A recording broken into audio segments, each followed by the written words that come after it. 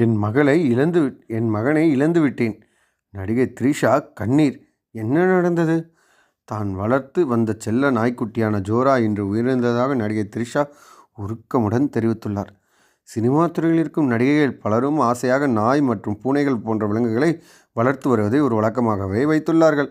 எனவே திடீரென அதுகளுக்கு இத்வாகு உடல்நலக்குறைவு ஏற்பட்டுவிட்டது என்றால் கூட உடனடியாக சுகத்தில் ஆழ்ந்து விடுகிறார்கள்.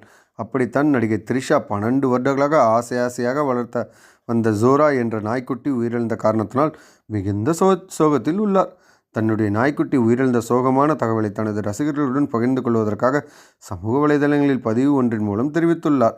அதில், எனது மகன் ஜோரா இன்று கிறிஸ்துமஸ் அதிகாலையில் காலமானார். என்னை நன்கு அறிந்தவர்களுக்கு இனி என் வாழ்க்கையின் அர்த்தம் பூஜ்ஜியமே என்று தெரியும். என்னுடைய மகன் உயிரிழந்ததால் நானும் எனது குடும்பத்தினரும் பெரும் மனமுடைந்து இருக்கிறோம். நான் எனது வேலையிலிருந்து சில காலம் ஓய்வெடுக்க உள்ளேன் என கூறியுள்ளார். அத்துடன் நடிகை த்ரிஷா தன்னுடைய வளர்ப்பு நாய் ஜோராவின் இறுதிச் சடங்கு புகைப்படங்களையும் வெளியிட்டார்.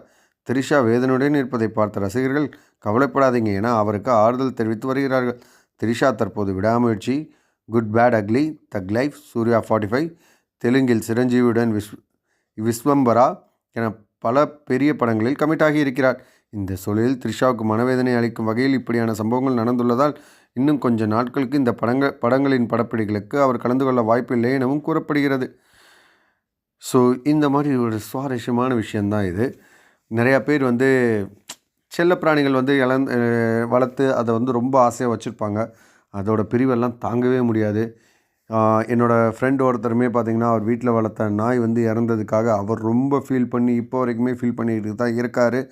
ஸோ இது நம்மளுக்கு ஒரு சிலருக்கு இதெல்லாம் ஒரு விஷயமா அப்படின்னு தோணும். பட் அதை ஆசையாக வளர்க்குற ஒரு சிலருக்கு தான் அதோட ஃபீலிங்ஸ் என்னங்கிறது தெரிய வரும். ஸோ அவங்களோட இடத்துலேருந்து பார்த்தா இதுக்கு இன்னும் கொஞ்சம் பெட்டராக இருக்குன்னு எனக்கு என்னமோ தோணுது. இந்த விஷயத்தை